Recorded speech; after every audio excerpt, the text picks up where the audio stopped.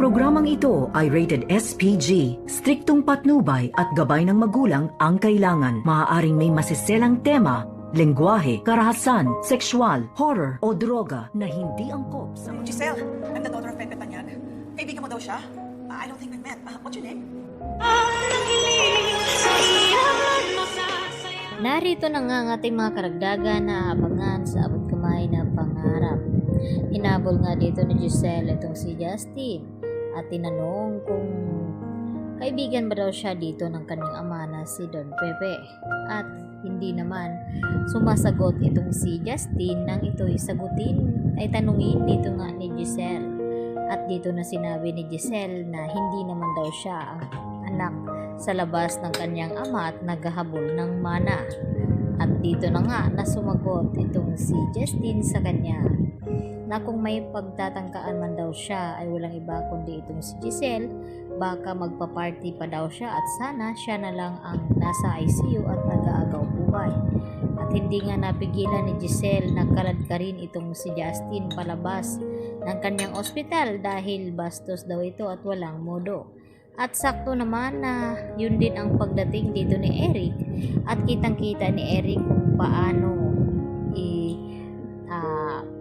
takwil ni Giselle itong kanyang anak at napasubsob naman talaga dito nga sa sahig at sinabi diretsahan ni Eric kay Giselle na huwag daw saktan ng kanyang anak at nagulat nga itong si Giselle sa sinabi ng kanyang dating kasintahan na siya nga ang ama dito ni Justin. At nang magkalinawan na nga ay pinaliwanag ni Eric kung bakit nagawa niyang itago o ilihim dito kay Giselle na buhay pa nga itong kanyang anak dahil noon nung ito ipinanganak ni Giselle ay nagawa nga niya nga ito ipaampon at pinamigay dahil sa takot na baka malaman ng kanyang ama na si Don Pepe at itakwil siya nito at hindi pamamanahan. At dahil dito humingi ng tawad itong si Giselle dito kay Justin na kung bakit niya nagawa ang mga iyon.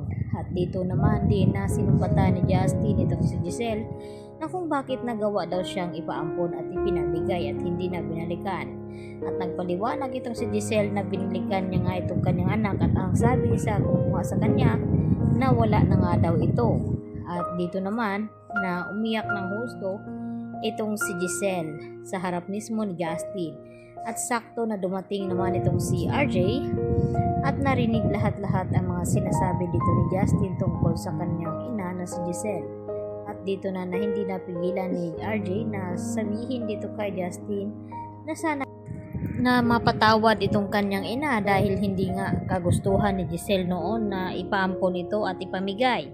Dahil nadala lamang itong si Giselle sa takot na baka itakwil siya ng kanilang ama na si Don Pepe dahil sa laki nga ng paghihigpit at magmamahal dito ni Don Pepe sa kanyang mga anak kaya nagawang higpitan ng mabuti.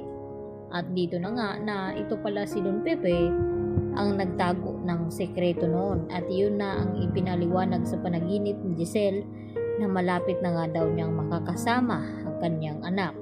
At ito na nga mismo dumating na ang araw dahil pinatunayan nga ni Eric kay Giselle na buhay nga ang kanilang anak at ano nga pa kahit kung bakit bumalik ito dito nga sa kanya ngayon at nagpakilala bilang anak.